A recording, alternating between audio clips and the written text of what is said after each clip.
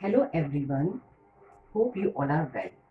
Let us have a close look at NEET 2020 question paper. If we deeply analyze the question paper, we'll find that each and every question came from NCERT textbook, which include all the chapters of NCERT class 11th and 12th.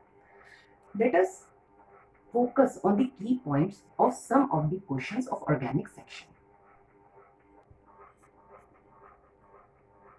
One of the questions asked in paper is on Wood's reaction.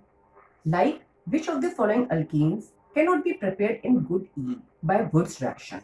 The options are normal hexane, 2,3 dimethyl butane, normal heptane,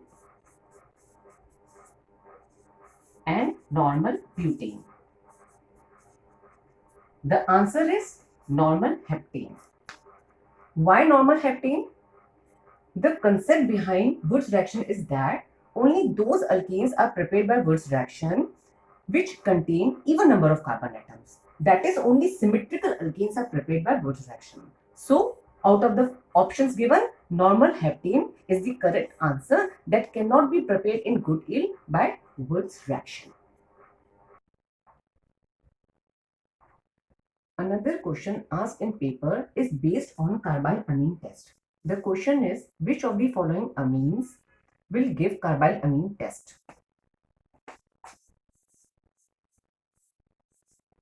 Aniline, and methyl aniline, NN dimethyl aniline, or N ethyl aniline. The answer is aniline. The concept behind is this: only aliphatic and aromatic primary amines will give carbyl amine test. So aniline is the primary amine while others are secondary or tertiary amines. Another question asked in paper is based on ozonolysis of alkenes which give aldehydes on ketones.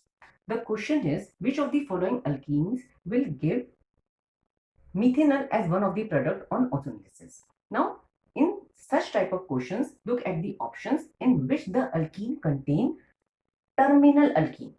Now, this alkene will give methanol as one of the product on ozonolysis, as this alkene is the terminal alkene.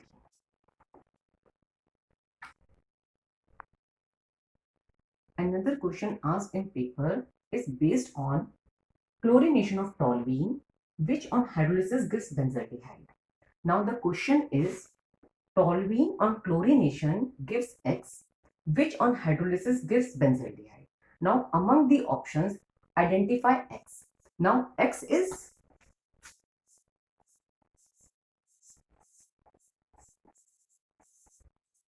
benzyl chloride, which on hydrolysis gives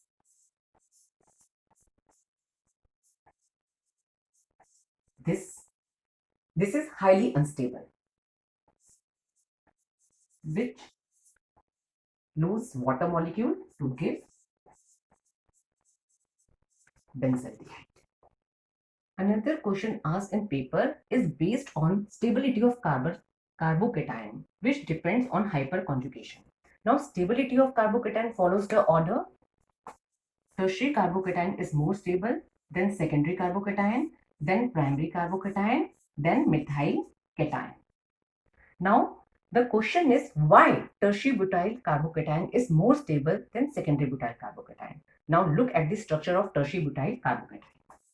Tertiary butyl carbocation is this.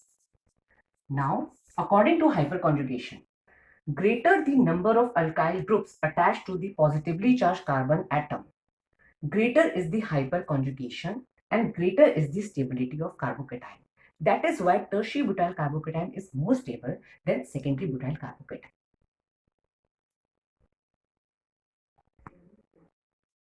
Another question asked in paper is based on reaction of aldehyde and ketone with Grignard reagent, which on hydrolysis gives alcohol. Whether it is primary, secondary or tertiary depend upon the aldehyde or the ketone. Now the question asked in paper is the reaction between acetone and methyl magnesium chloride followed by hydrolysis gives what? Now the concept behind this question is methanol on reaction with Grignard reagent followed by hydrolysis always gives primary alcohol, aldehyde gives secondary alcohol and ketone gives tertiary alcohol. So the answer is tertiary butyl alcohol. Another question asked in paper is based on dehydrohalogenation of alkyl halide. Now, dehydrohalogenation of alkyl halide always follow beta elimination, which gives an alkene that follows Saysif rule. That is, most substituted alkene is formed.